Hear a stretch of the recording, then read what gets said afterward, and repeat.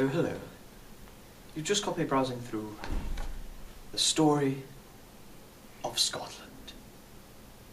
Braveheart is filled with historical inaccuracies in the name of great cinema. So who exactly was William Wallace, and why does Scotland consider him to be one of their greatest heroes? Does the real Wallace measure up to the character illustrated in the film? Around the age of 19, Wallace became an outlaw. He got involved in a deadly brawl with an English nobleman's son, and an English lord named Selby, who presided over Dundee Castle, had a son who was a bit of a bully towards Wallace and his family. During a fight, Wallace fatally stabbed the young man with a dirk. He found refuge in an uncle, Sir Richard Wallace. Things were quiet for a while until Wallace ran into some English soldiers and left a few bodies in his wake. At age 20 or so, he is considered to be an outlaw, having committed multiple murders. Yeah, but in the movie Braveheart, his childhood is portrayed as a peaceful one until his father and his older brother are killed. His mother's already passed, and Wallace goes on to live with an uncle who educates him in language and fighting skills. It makes for an excellent story. But it's largely untrue. In reality, Wallace received a nobleman's education in Dundee, while staying with one of his uncles.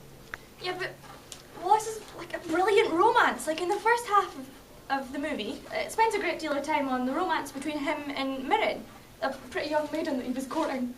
And they marry in secret in order to avoid Edward I's law of prima nocte, or first night. Eventually, the lovers are discovered, and the English Sheriff of Lanark has Mirren executed as a deterrent for others who may have had the same idea. Wallace avenges her death, and then kills the sheriff and starts his crusade for Scottish freedom against Edward I. Edward I never gave the order for prima nocte to occur. However, the actual practice predates the Wallace years by quite a bit. And it was not practiced in the way that is depicted in the film. And that for whatever his reasons were for doing so, Wallace did indeed successfully attack the Sheriff of Lanark. Wallace led a small army to victory in the Battle of Stirling Bridge. To say that Scots were outnumbered is a huge understatement. The English were forced to cross a narrow bridge in order to get to the north side of the river. Wallace and his army waited until some of the forces got across, and then they started picking away at the soldiers on the bridge one by one. This unexpected strategy paid off, and Wallace and his men were awarded a huge victory. Some reports claim that the bridge eventually collapsed under the weight of dead men, and many of the English soldiers were drowned. Yeah, but in the film Braveheart, the Battle of Stirling Bridge is played out in bloody detail. The combat's very convincing, and the whole sequence is riveting. However, the entire battle is fought on screen without a single bridge in sight, and the two armies meet in long straight lines. Hollywood. As a result of his victory at Stirling, Wallace is awarded a knighthood. He's also dubbed the Guardian of Scotland and the leader of his armies. In 1298, the English invaded Scotland. Wallace met at the Battle of Falkirk and suffered a crushing defeat. Shortly after the battle, Wallace resigned as his position of Guardian of Scotland and travelled to France on an effort to obtain their support against Edward I. Yeah, but in the film Braveheart, Wallace returns to Scotland after his meeting with Isabella of France and is betrayed by Sir Robert the Bruce. He's captured, tried, convicted and executed. Edward I's health is failing him, and he's shown slowly wasting away at the time of the execution.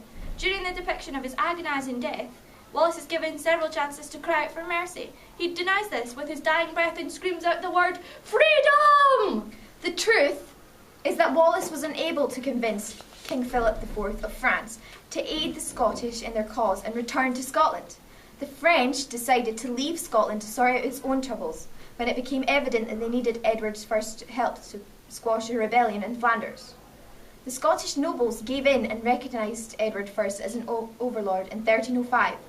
Wallace was the only one who refused to acknowledge the king as the overlord of Scotland. Wallace was eventually captured in August of 1305. He was then beheaded, hung, drawn and quartered.